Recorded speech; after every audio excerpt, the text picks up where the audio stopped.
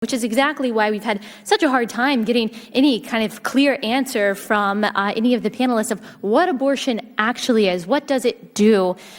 Because talking about tearing a child apart limb by limb with forceps just isn't a very good PR strategy for Planned Parenthood or the abortion industry.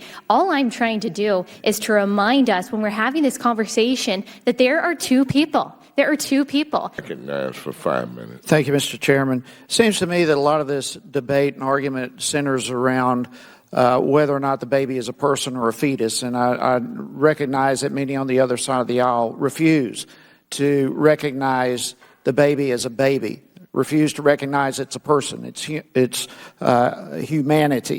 Ms. Stuckey, there have been a lot of medical advances, certainly over the last several decades.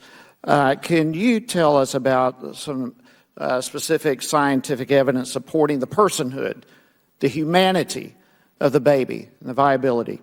Well, embryology tells us, thank you for your question. First of all, embryology tells us that the child from the moment of conception has a separate DNA. And so when we hear these euphemisms thrown around, like my body, my choice, immediately obscuring the life of the child, it shows me that the pro-abortion argument doesn't deal with fact, it deals with feeling, which is exactly why we've had such a hard time getting any kind of clear answer from any of the panelists of what abortion actually is. What does it do?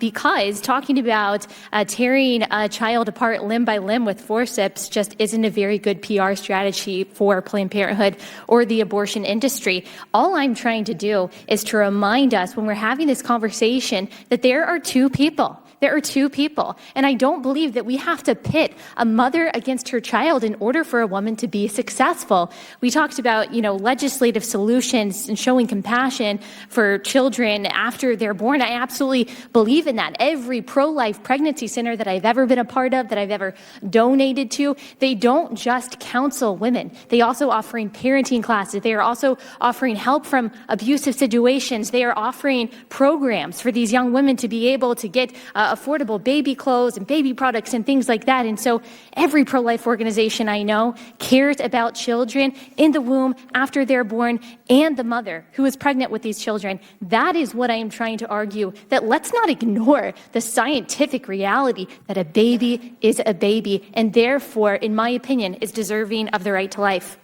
There's not a person I know that say they're pro-abortion, they're pro-choice. So abortions are not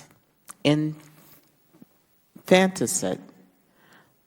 That is not how abortion works. And this type of deceptive rhetoric is yet another attempt to distract from efforts to make abortion out of the reach for women to shut down clinics. And I just constantly, I've had this debate a number of times on this panel.